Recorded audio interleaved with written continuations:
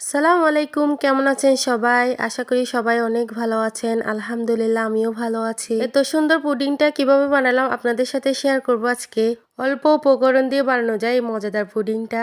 দেখতেই থাকুন, আশা করি ভালো লাগবে আপনাদের। প্লিজ একটু ধৈর্য ধরে পুরো ভিডিওটা দেখার চেষ্টা করবেন। আমি এখানে নিয়েছি কয়েকটা পাউরুটি আর 3টা ডিম।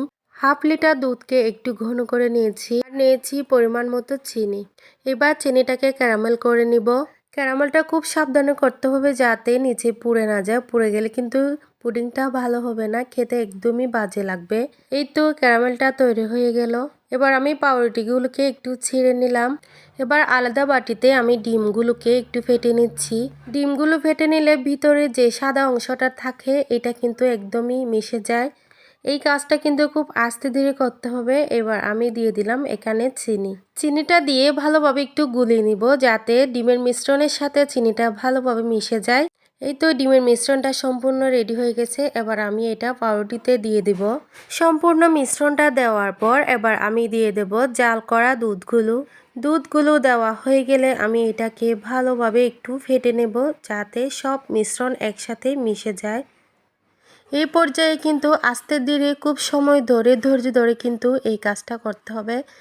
এটা মিশতে একটু সময় লাগে যেহেতু পাউরুটি দিয়ে করা। এই তো আমার মিশ্রণটা রেডি হয়ে গেছে প্রায়। এইবার মিশ্রণটাকে একটা ছাঁকনির সাহায্যে ছেঁকে নিব। যেহেতু পাউরুটিতে দানা দানা থাকবে এই জন্য ছেঁকে নিতে হবে। মিশ্রণটা ছেঁকে না নিলেও হবে, তবু পুডিংটা ভালো আসার জন্য আমি এটাকে ছেঁকে নিলাম। এই তো আমার ছেঁকে নেওয়া শেষ। এবার আমি মিশ্রণটা কিছুক্ষণ রেস্টে দিব আর এইদিকে আমি চুলায় একটু গরম পানি দিয়ে একটা স্ট্যান্ড দিয়ে দিলাম।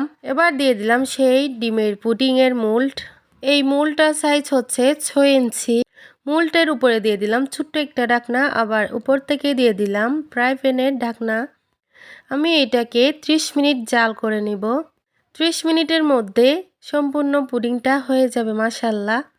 এই তো পুডিংটা চেক করে নিচ্ছি হয়েছে কিনা। মাশাল্লাহ খুব সুন্দর ক্লিনভাবে বের হয়েছে।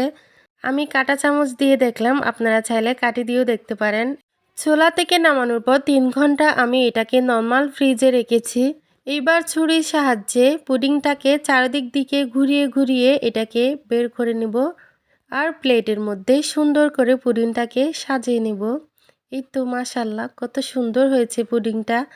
কালার দেখে বুঝতেই পারছেন পুডিংটা কতটা ইয়াম্মি হয়েছিল মাশাল্লাহ। আমি এই পুডিংটাতে কোনো এসেন্স ব্যবহার করিনি, তবুও ডিমের কোনো এক্সট্রা গন্ধ নাই মাশাল্লাহ।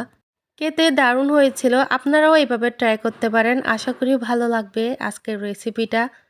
যদি আমার রেসিপিগুলো ভালো লেগে থাকে তাহলে আমার ইউটিউব চ্যানেলটি সাবস্ক্রাইব করে দিবেন।